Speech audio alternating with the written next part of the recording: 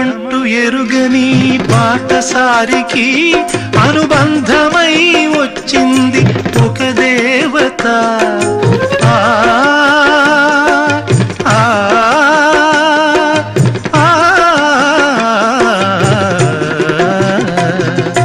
బంధమంటూ ఎరుగని బాటసారికి అనుబంధమై వచ్చింది ఒక దేవత.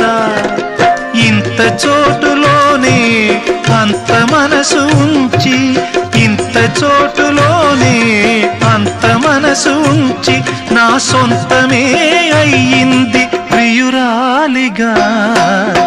ముద్దబంతి నవ్వులో మూగ బాసలు, మూసి ఉన్న రెప్పలపై ప్రేమ లేఖలు.